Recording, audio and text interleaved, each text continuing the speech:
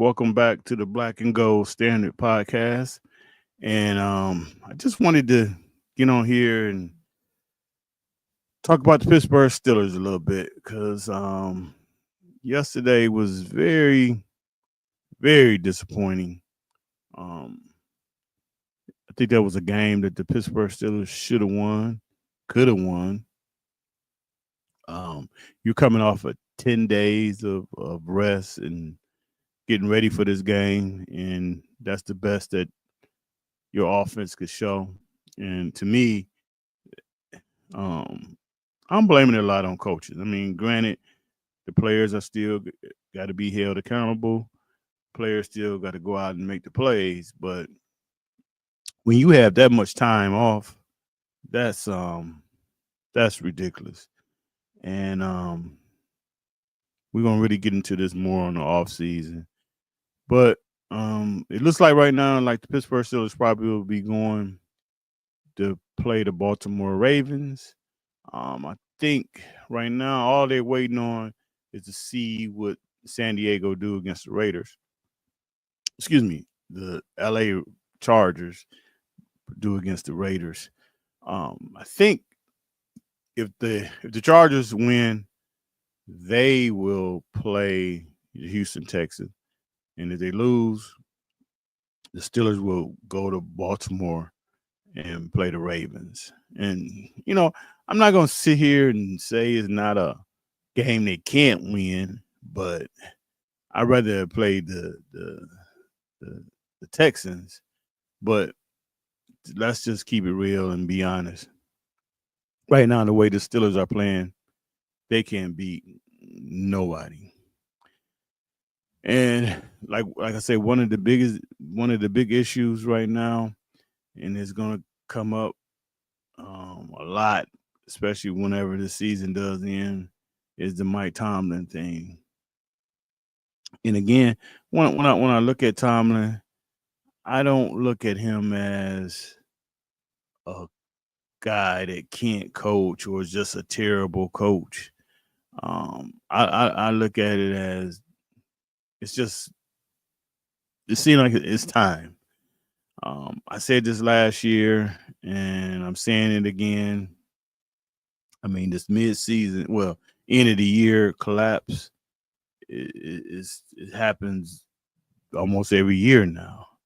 And I think with that, you have to, as a coach, you have to look at what you're doing. I mean, is it part of is it part of your practice habits? Are you beating the guys up too much?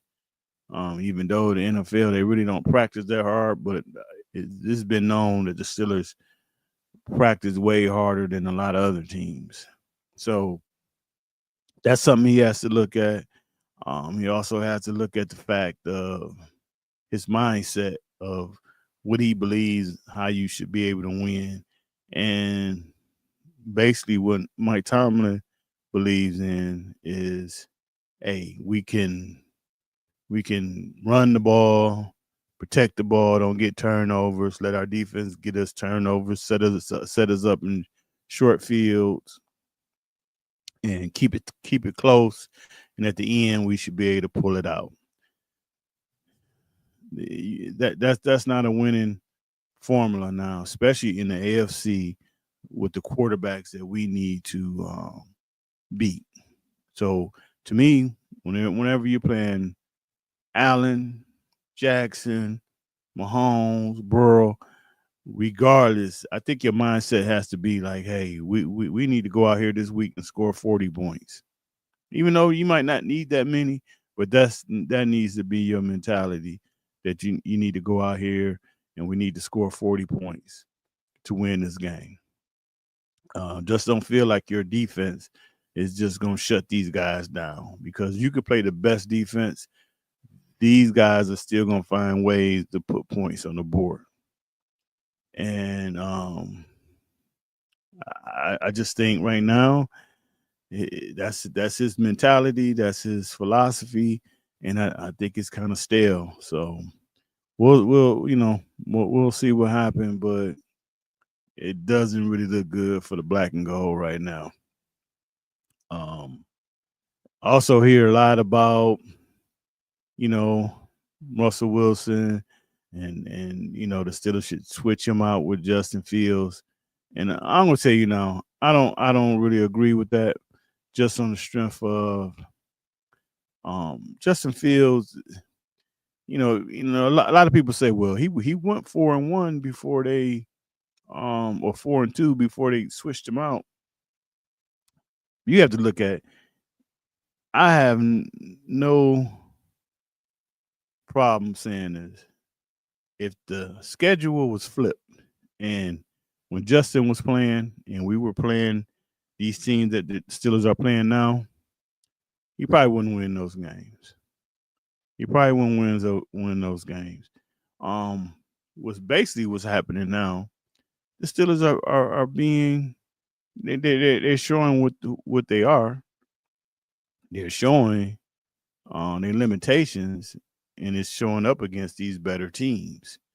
Um, right now, yeah, Russell Wilson has some fault in this. I don't want you to think that I'm just trying to take all the fault from him. He's playing terrible, but you got to remember what he's going through. I think Russell is pushing.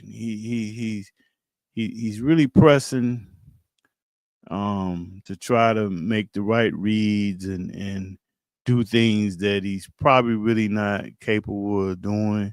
Just like yesterday, I know good and well he know he should have got rid of that ball instead of getting a 3 yard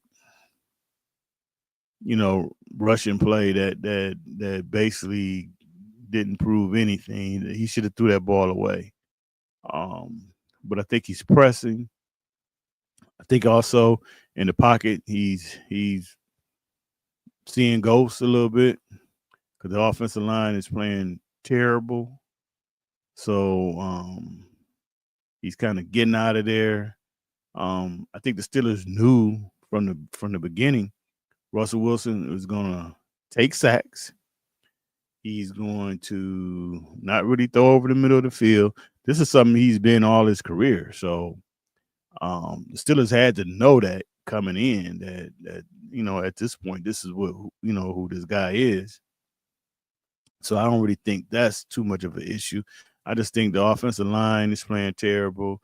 I think Russ is really pressing, and also I think Russ, this is a clean up his image type of season. So I don't really think Russ is going to push the envelope as far as really getting on guys or getting on the coaches about the game plan. He's not really going to say anything because I think right now he's trying to clean up his image a little bit, and he's kind of staying away from that type of stuff. But I wish he would come out and say it. Arthur Smith, beginning of the year, I liked the move. Um, I thought it was a positive move, but right now, too predictable, too predictable.